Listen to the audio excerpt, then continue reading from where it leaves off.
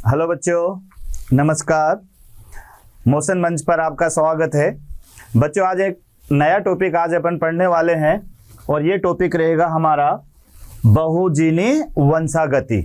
तो आइए बच्चों देखते हैं बहुजीनी वंशागति क्या होती है। ओके, तो बच्चों यहाँ पर आज अपन लेंगे बहुजीनी वंशागति और साथ में इसके साथ में दूसरा पार्ट होगा हमारा बहुप्रभाविता। तो देखिएगा बहुजीनी वंशागति। तो पहला टॉपिक अपन शुरू करते हैं बेटे। यहां पर ये टॉपिक होगा हमारा बहुजीनी वंशागति।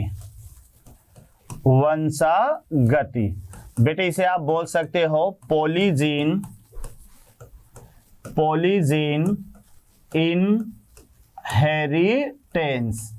Polygene inheritance. तो आपको याद रखना है बहुजीनी वंशागति। तो बच्चों इसमें क्या है कि नॉर्मल आपको याद होगा कि एक लक्षण एक जीन के द्वारा नियंत्रित होता है। तो सामान्य आपको याद रखना है कि एक लक्षण या एकल लक्षण एक जीन द्वारा नियंत्रित।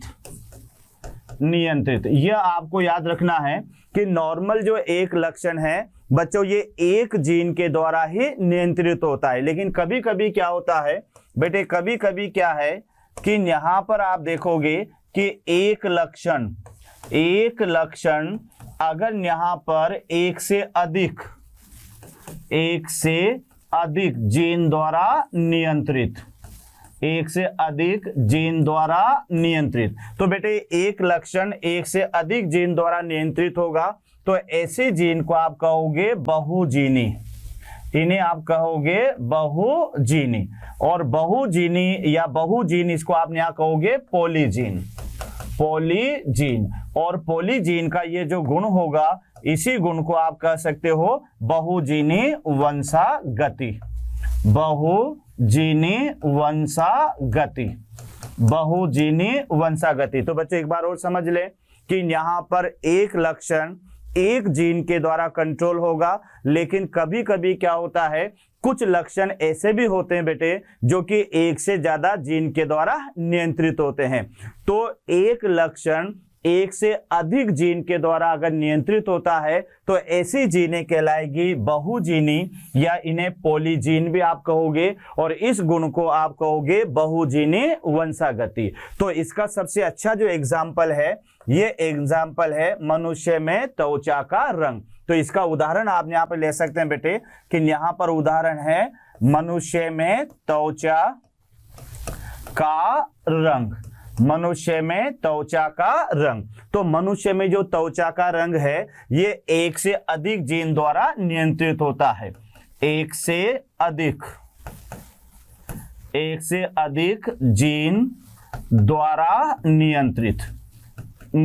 तो बच्चों ये ध्यान रखना कि मनुष्य के अंदर जो त्वचा का रंग है ये एक प्रकार की बहुजीनी वंशागति है। तो यहाँ पर तीन प्रकार का न्याय होगा। तो पहला रिजल्ट इसमें ध्यान रखना बेटे कि हमारे पास में ए और बी और सी यानी यहाँ पर आपके पास में तीन प्रभावी एलील है। तीन प्रभावी एलील। और ये जो प्रभावी एलील है ये यहाँ पर गहरे रंग के लिए जिम्मेदार होंगे, यानी गहरा रंग। तो बच्चों याद रखना अगर तीनों पेयर जो एलील के हैं अगर इसमें तीनों के तीनों जो एलील हैं वह प्रभावी हैं तो फिर ये त्वचा को गहरा रंग प्रदान करेंगे। और इस गहरे रंग को आप कह सकते हो यानी निग्रो। ऐसे व्यक्तियों को आप कह सकते हो बच्चों निग्रो। दूसरे नंबर पर अगर आप देखेंगे तो ये यहाँ पर हमारे पास में आएगा यानी ए और बी और ये सी। तो ये कंडीशन है तीन तो प्रभावी और तीन अप्रभावी, यानी ये यहाँ पर है विषम युग्मनजी एलील। यहाँ पर आपको याद रखना है ये है विषम युग्मनजी एलील। तो विषम युग्मनजी एलील में जो रंग आएगा बेटे ये आएगा मध्यवर्ती रंग। और इस मध्यवर्ती रंग को आप कह सकते हो मुलेटो। तो ध्यान रखना कि अगर हमारे पास में 3 तो प्रभावी एलील हो और 3 अप्रभावी यानी विषम युग्मनज अवस्था में अगर ये आ जाए तो फिर त्वचा का रंग मध्यम कलर का होगा, ना तो ज्यादा ब्लैक होगा और ना ही ज्यादा व्हाइट होगा, ये मध्यम कलर का कलर होगा बेटे, तो उस कलर को आप कहोगे मुलेटो। और अगर बाय द वे तीसरे नंबर पर अगर आपको ध्यान रखना है तो तीनों की तीनों जो एलील हैं, अगर तीनों के तीनों एलील ये आ जाए हमारे पास में अप्रभावी एलील, अप्रभावी एलील, तो अगर तीनों के तीनों एलील यहां पर अप्रभावी अवस्था में आ जाएं तो बेटे अप्रभावी अवस्था में आने पर यहां पर त्वचा का रंग हल्का होगा। तो यहां पर आप याद रख सकते हैं त्वचा का रंग हल्का रंग, और इस हल्के रंग को आप कह सकते हो एल्बिनो, एल्बिनो। तो एक बार अच्छी तरह से समझ ले, यहां आज हमारा टॉपिक था बहुजीनी वंशागति। तो बच्चों बहुजीनी वंशागति के एक बार फिर आप रिपीट कर लीजिएगा कि साधारणतया एक लक्षण एक जीन के द्वारा नियंत्रित होता है, लेकिन कभी कभी अगर कोई लक्षण एक से ज्यादा जीन के द्वारा नियंत्रित होता है तो ये जीने कहलाते हैं बहुजीनी, और इस गुण को आप बहुजीनी वंशागति कहेंगे। तो इसका जो उदाहरण है ये आपको सबसे अच्छा उदाहरण है, और ये उदाहरण है मनुष्य में त्वचा का रंग। तो मनुष्य में त्वचा का रंग का जो एक लक्षण है बेटे, ये 3 प्रकार की जीनों के द्वारा नियंत्रित होता है, कैपिटल A, B और C। अगर यहां पर तीनों जीने प्रभावी अवस्था में हो तो त्वचा का कौन सा रंग मिलेगा आपको? गहरा रंग मिलेगा, और इस गहरे रंग को आप कहोगे निग्रो। अगर बेटे तीनों जीने विषम युग्मनज अवस्था में हो तो फिर त्वचा का रंग होगा मध्यवर्ती रंग, ना तो ज्यादा गहरा और ना ही ज्यादा हल्का, और इसे आप कहोगे मुलेटो। और यदि बाय द वे कि तीनों जीने अप्रभावी अवस्था में आ जाए, अगर तीनों जीने अप्रभावी अवस्था में आ जाए तो फिर ये यहां पर ध्यान रखना त्वचा का रंग हल्का होगा, और इसको आप कहोगे एल्बिनो। तो बच्चों ये पहला टॉपिक हमारा पूरा होता है जिसे हमने कहा बहुजीनी वंशागति। क्लियर? अब इसके बाद में दूसरा टॉपिक पर आते हैं, तो ये टॉपिक हमारा होगा बहुप्रभाविता, बहुप्रभाविता। तो यहां पर बेटे इसका सेकंड जो पार्ट होगा, ये सेकंड पार्ट होगा बहुप्रभाविता, बहुप्रभाविता, बहुप्रभाविता। इसे आप कह सकते हो प्लियोट्रोपिक, इसे आप कह सकते हो बच्चों प्लियोट्रोपिक। तो एक बार अपन देखते हैं ये बहुप्रभाविता क्या है। तो बहुप्रभाविता का मतलब होगा कि यहां पर भी बेटे एक जीन और याद रखना एक लक्षण, एक जीन एक लक्षण पर नियंत्रण।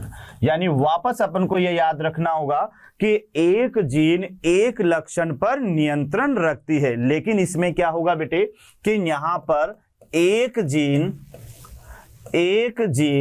अगर यहां से अधिक लक्षणों पर नियंत्रण, अधिक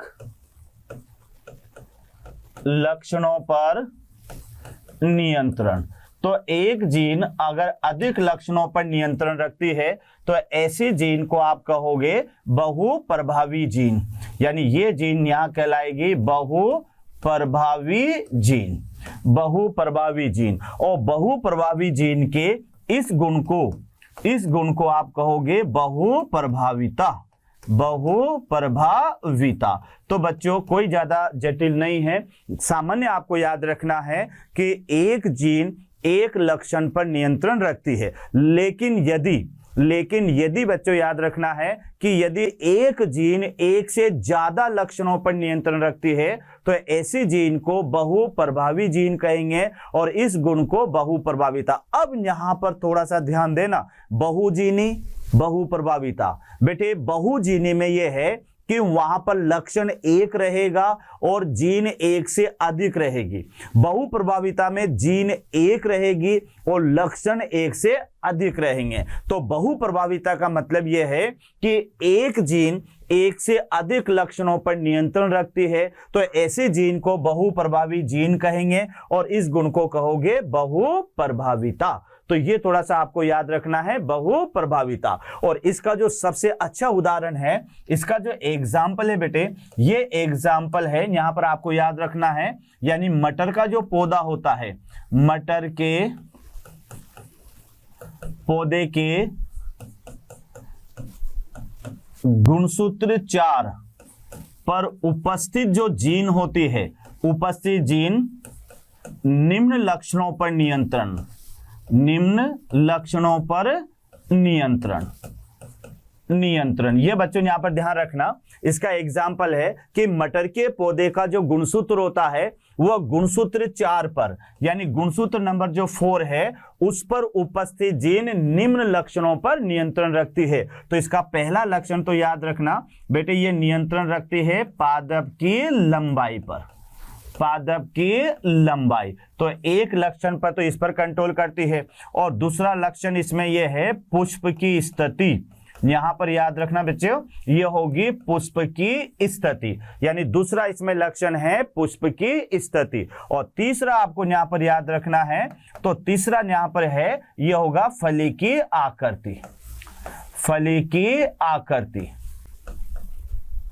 फली की आकृति। तो एक बार और अच्छी तरह से देख ले कि बेटे बहुप्रभाविता, तो बहुप्रभाविता में क्या है कि बहुप्रभाविता का मतलब यह है कि एक जीन एक लक्षण पर नियंत्रण। ये तो लॉजिक याद कर ही लेना कि एक जीन हमेशा एक लक्षण पर नियंत्रण रखती है, लेकिन बेटे यहां पर दो इसके जो है अलग आपको याद रखना है। बहुजीनी के अंदर आ जाए तो एक लक्षण एक से अधिक जीन के द्वारा नियंत्रित होना, यह बहुजीनी कहलाएगा। और यदि आ जाए कि एक जीन एक से अधिक लक्षणों पर नियंत्रण रखती है तो ऐसी जीन को बहुप्रभावी जीन कहेंगे, और इस गुण को कहेंगे बहुप्रभाविता। तो ये कहां देखने को मिलते बच्चों, तो बहुप्रभाविता जो देखने को मिलती है ये मटर के पौधे का जो गुणसूत्र नंबर 4 है। तो मटर के पौधे का गुणसूत्र नंबर 4 पर जो जीन प्रेजेंट होती है ये 3 अलग अलग लक्षणों के लिए जिम्मेदार होती है। तो 3 अलग अलग लक्षण कौन से हैं कि एक तो पादप की लंबाई है, यह आपको याद रखना है, दूसरा बेटे पुष्प की स्थिति है, यह आपको याद रखना है, और तीसरा याद रखना है फली की आकृति। तो ये 2 टॉपिक हमारे पूरे होते हैं। एक टॉपिक तो था हमारा बहुजीनी वंशागति, और दूसरा टॉपिक था बेटे बहुप्रभाविता। क्लियर। अब यहां पर आगे अगला टॉपिक अपन शुरू करते हैं, और ये टॉपिक हमारा होगा लिंग निर्धारण, यानी इसको आप कह सकते हो सेक्स डिटरमिनेशन, सेक्स डिटरमिनेशन। तो बच्चों ये थोड़ा सा ध्यान रखना है, अगला टॉपिक जो हमारा आने वाला है ये टॉपिक होगा लिंग निर्धारण। और अच्छी तरह से समझ लेना कि ये लिंग निर्धारण होता क्या है, वरना शादी के बाद में कि लड़का होगा या लड़की होगी तो बेटे देवताओं को ढोकते फिरोगे, अगर लड़कियां होगी तो। ये होता है ना कि गाँव में पहले लड़का होता है तो थालियां बजाते हैं, और जब लड़की होती है तो भेजा बजाते हैं। तो ये थोड़ा याद रखना कि अब आपको इसमें ये जानकारी मिलेगी कि लड़का हो या लड़की हो तो इस पर बेटे महिला का या पुरुष का तो खैर योगदान होता है, लेकिन महिला का इसमें कोई योगदान नहीं होता है। तो यही जानकारी अपन को इस टॉपिक में लेनी है कि लिंग निर्धारण होता क्या है।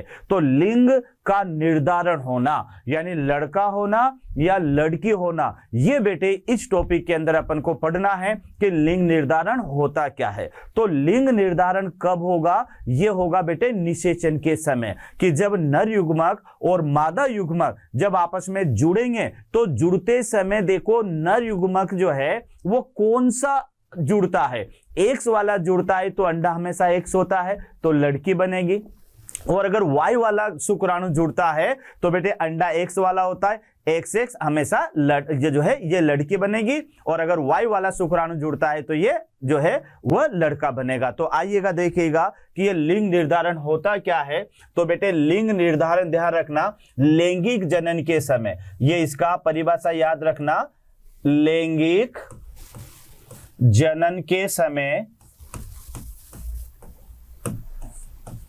नर या फिर मादा संतति का निर्धारण होना, संतति का निर्धारण होना, निर्धारण होना। तो ये बच्चों परिभाषा आपको याद रखनी है कि लैंगिक जनन के समय कि नर या मादा संतति का निर्धारण होना ये कहलाता है लिंग निर्धारण। और ये जो लिंग निर्धारण है ये बेटे निर्भर करता है लिंग गुणसूत्रों पर। यानी जो लिंग निर्धारण है इसमें आपको जानकारी होना चाहिए किनकी, लिंग गुणसूत्र की।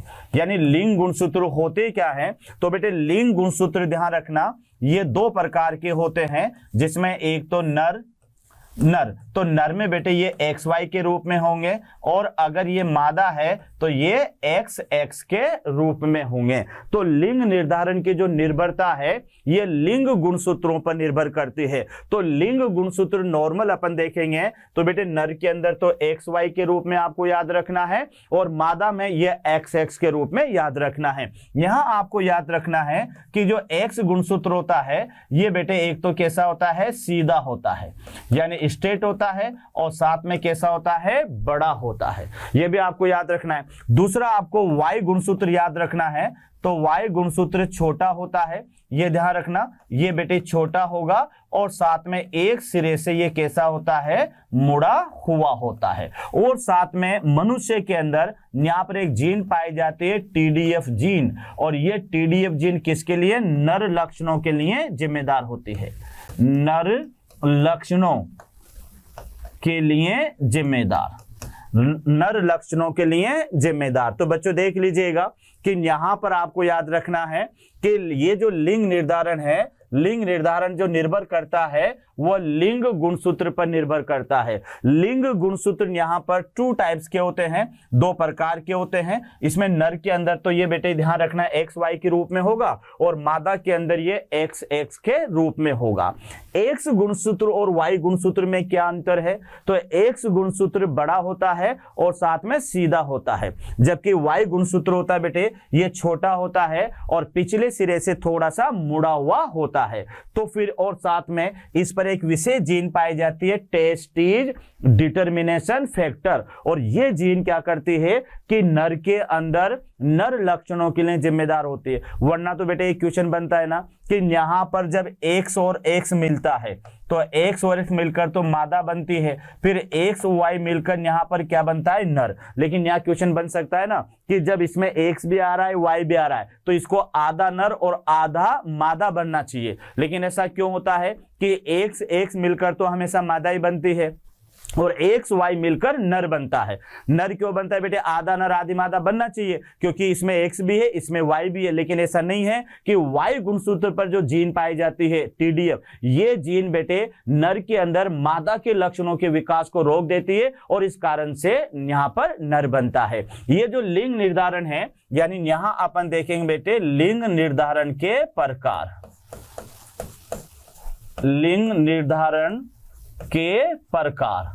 तो लिंग निर्धारण के अपन 3 टाइप्स यहां पर देखेंगे, यानी 3 प्रकार। तो ये ध्यान रखना लिंग निर्धारण के प्रकार, और इनको अपन 3 भागों में पूरा करेंगे। तो यहां मेरा पहला पार्ट होगा लिंग निर्धारण का, और यह होगा XX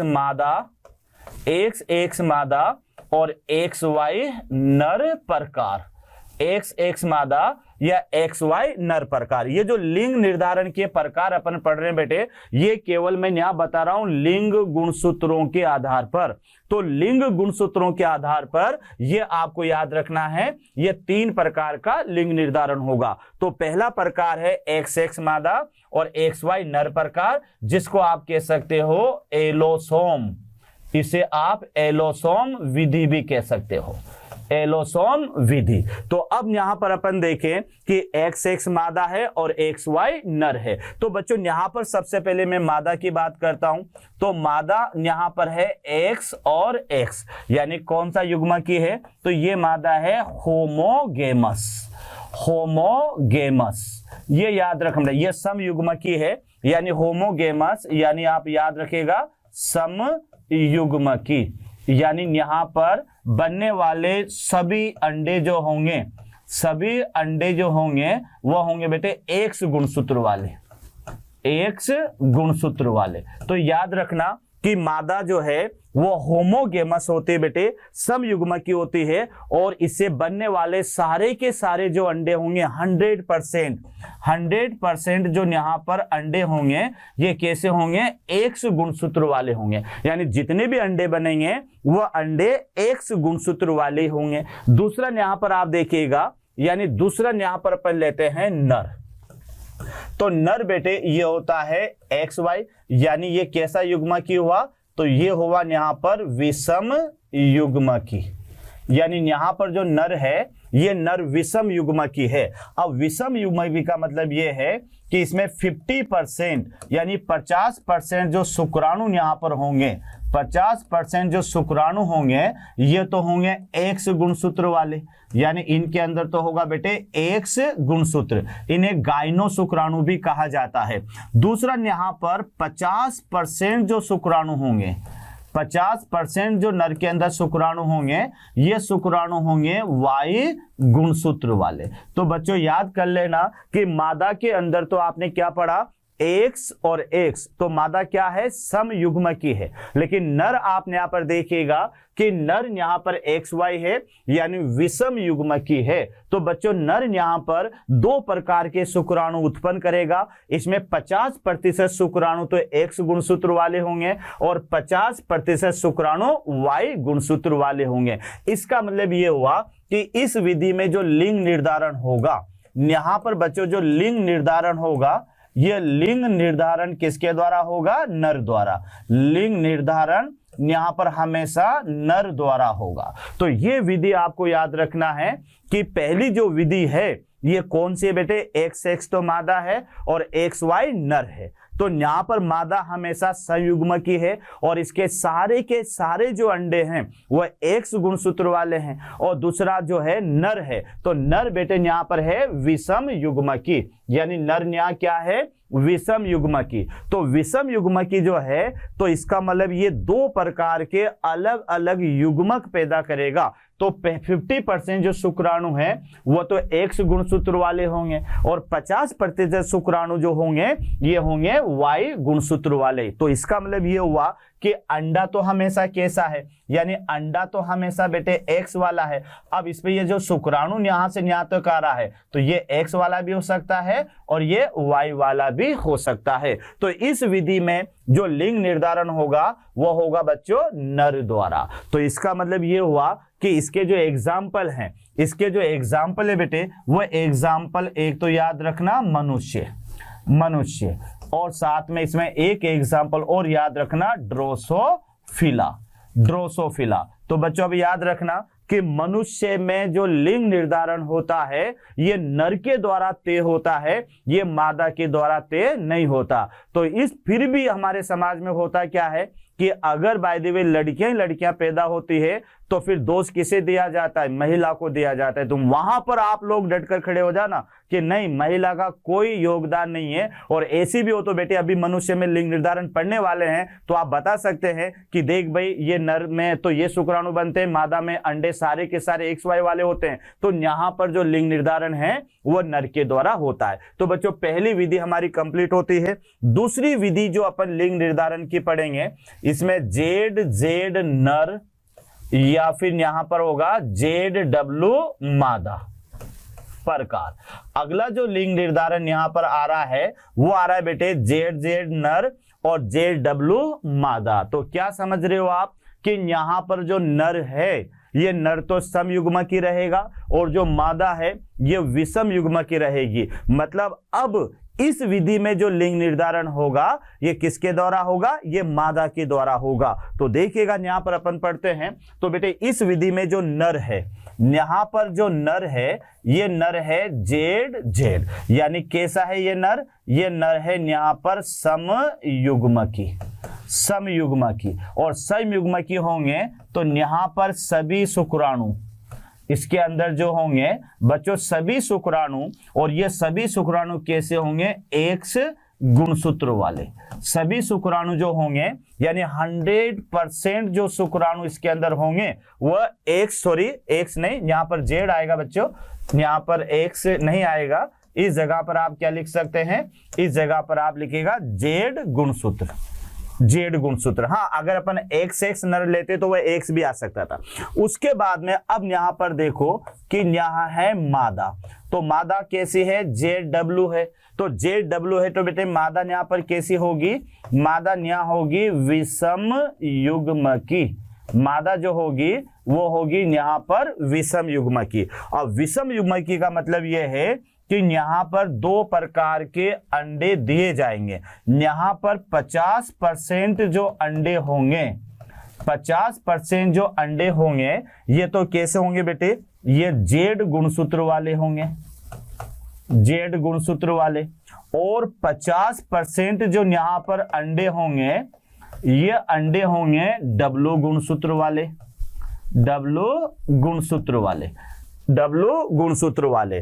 तो बेटे यहां पर याद रखना कि इस लिंग निर्धारण में मादा विषम युग्म की है, तो विषम युग्म की है तो 50% अंडे तो इसमें जेड गुणसूत्र वाले हैं और 50% जो अंडे हैं ये डब्ल्यू गुणसूत्र वाले हैं। तो बेटे इसमें जो लिंग निर्धारण होगा यहां पर याद रखना, यानी लिंग निर्धारण, लिंग निर्धारण, तो इस विधि में लिंग निर्धारण किसके द्वारा होगा, मादा द्वारा, लिंग निर्धारण यानी मादा द्वारा। तो बस ये थोड़ा सा याद रख लेना कि पहली जो विधि थी जिसमें नर तो विषम युग्म की था और मादा सम युग्म की थी, तो बेटे उस विधि में लिंग निर्धारण नर के द्वारा होता है और वह पाया जाता है मनुष्य और ड्रोसोफिला में। दूसरी विधि में आप देखो जहां पर नर तो सम युग्म की है और मादा विषम युग्म की है, तो यहां पर जो लिंग निर्धारण होगा यह लिंग निर्धारण होगा मादा के द्वारा। और इसके एग्जाम्पल में बेटे आप याद रखना है कि ये विधि पाई जाती है कुछ पक्षी,